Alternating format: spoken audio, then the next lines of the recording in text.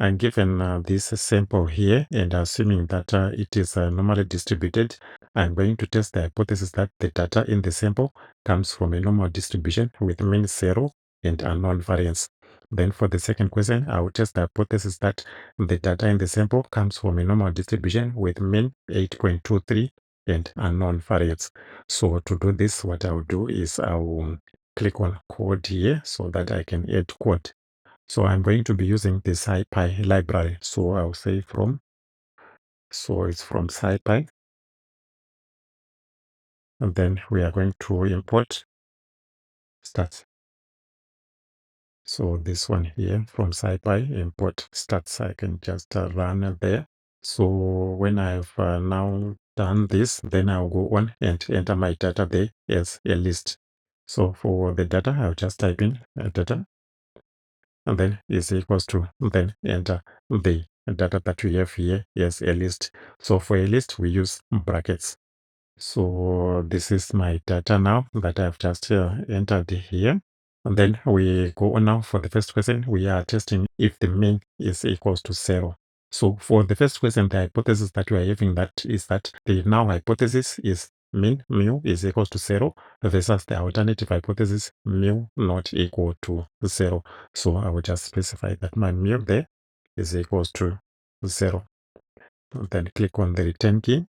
And then now type the command to run the one sample t-test. So what I'll do is I'll type t statistic. So it's a t statistic, then a comma, and then I'll put a p value, and then is equals to, and then stats, like what it is suggesting here. So t stats, and then we indicate that it's a one sample t-test. So I can just clear one sample t-test, and then open parenthesis, and we are looking at the data that I've just entered. I call it data. And then we are specifying the mu there. So mu, which you've just called the one there. So I can just go on and click on the return key. So for us to display the results, we are already having a suggestion which is coming out here. Print t statistic and print the p value. I can just click on accept, and then I can go on and run. So we have the t statistic there is 1260, and the p value is 8.63 times 10 to the power minus 37. So by default, the significance level is 0.05, and we are having here our p value is less than the 0.05. So if the given p value is less than 0.05, then we reject the null hypothesis, of which we are saying the null hypothesis is mu equals to 0. So we are rejecting that null hypothesis. So the conclusion will be that there is strong evidence to suggest that the population mean is not equal to 0. So that's our conclusion there. So I can now go on to the second question, testing the hypothesis that the data in the sample comes from a normal distribution with mean equals to 8.23 and unknown variance. So what I can do is I click on code, and then just redo the test statistics but change the mu. So I can just try to copy this code here.